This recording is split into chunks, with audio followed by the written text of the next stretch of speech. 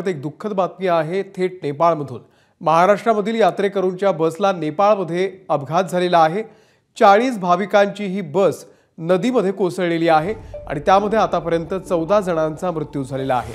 पोखराहून काठमांडूला जाताना या बसला अपघात झालेला आहे। नेपाळच्या लष्कराकडून सध्या मदत कार्य सुरू आहे। महाराष्ट्रातले एकूण 110 भाविक या तीर्थयात्रेला गेल्याची माहिती मिळते आहे।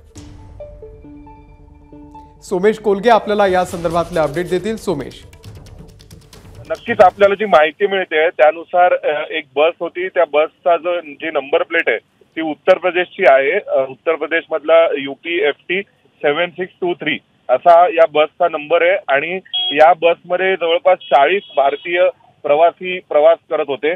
त्यांची बस ही कोसळली अशी माहिती मिळते। त्यामध्ये सर्वसाधारणपणे आतापर्यंत जी माहिती आहे तिथल्या स्थानिक माध्यमांकडून मिळालेल्यानुसार की 14 जणांचा मृत्यू झाला आणि 16 जण जखमी आहेत। सध्या 45 अधिकारी नेपाळचे हे याविषयीचं रेस्क्यू ऑपरेशन करतायत। रेस्क्यू ऑपरेशन अजून सुरू आहे, त्यामुळे या बाबतीतले जे आकडे आहेत ते बदलू शकतात। अजिंक्य, सोमेश, धन्यवाद दिलेल्या या माहितीबद्दल। ABP माझा, उघडा डोळे बघा नीट।